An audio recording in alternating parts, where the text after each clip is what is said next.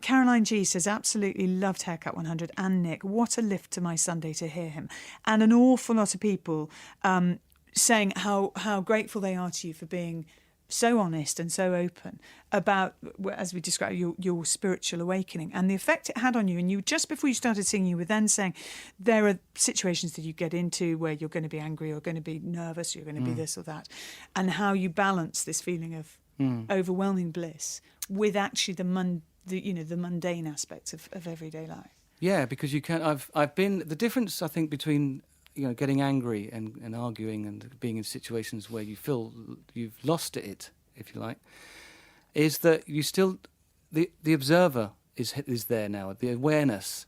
It's like, even if there's been times when I have been that angry, and there's it's almost like you could stop mid anger and say, it's a bit like when John Lennon stopped when he had an argument with Paul McCartney, and he lifted down his glasses apparently and said, "It's only me."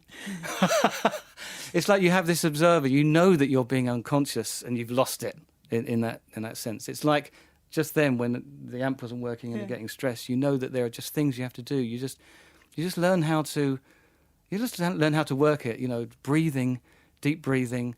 I'll use anything like EFT, emotional freedom therapy, and bone technique. All the things just to because sitting up straight is another thing that I couldn't do properly. Yeah. All the basics, eating. I'm looking out the window, and this isn't a great one, this studio, but when I come in, always the shutter is down, and I always put the shutter up because I just want to see the sky and I want to see as much outside as I can. Yeah, well, that was it. This connection with nature.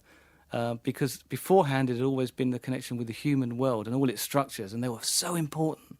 And then when they fell away, you just have the sun, and you have your breath, and you have nature. And when I remember the first time I went out and just stood in nature. I was looking at the grass. The grass was it was different. I looked at it and I was crying at everything. I looked at the grass and just thought, that is the most beautiful thing I've ever seen. And I was the grass, and the grass, that was the same thing.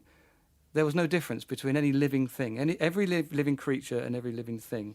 That's what you were. Nothing, all the human structures didn't matter anymore. And then you have to sort of like work within the human structures again, taking within you this fact that I was over-hugging a lot of people at the time. I hugged a lot of ironing boards. People that going, hey, too much. Oh, I see, but people like ironing boards. Really, I thought you meant literally ironing boards. I thought, why? That would be a weird thing to do. I understand it's trees and practice. People. It's hugging an ironing board. You started a whole new thing.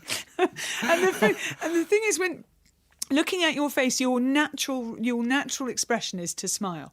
You've got wonderful eyes that smile as well. Did you feel your face change in that moment, having been through really dark days? I would, with maybe not too many reasons to smile. Was it? Did that? Well, it was a grimace aspect before. Sometimes it was a smile to sort of.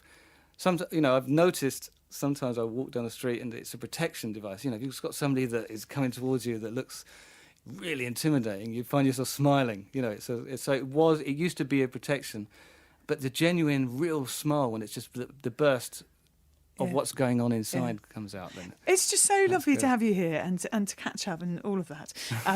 For me to meet you for the first time, but to catch up on your life through the 80s and what you're doing now. And as I say, that 80s Invasion tour starts on March the 2nd, goes through to the 20th of March, dates all over the country. You're going to be a part of it. So is Big Country, Midjour, and Ben Volpiero, who you mentioned from Curiosity Killed the Cat. Does he still wear that hat? He does. Is it with a little beret? Yeah, he does, and he still dances really well. Does he? Yeah, he's great. That's cool. That would be really fun. Now, we're going to play some David Bowie, who I imagine was a huge influence on you, coming from where you did. Yeah, Beckenham. He was the local superstar. I just grew up wanting to know where he lived. Is it that house? We'd go to one house and I think it's that house. Do you want to go up and knock on the door? No. So, yeah, he was... And Hunky Dory was...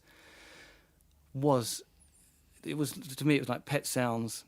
You've got Hunky Dory...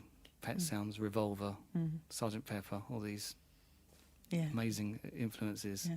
Endless, played Hunky Dory over and over and over and over.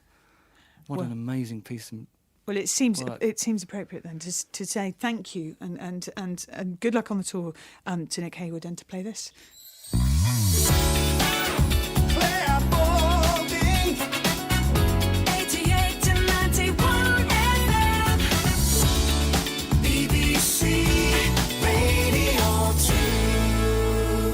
This was a download from BBC Radio 2. For more information, go to bbc.co.uk/radio2.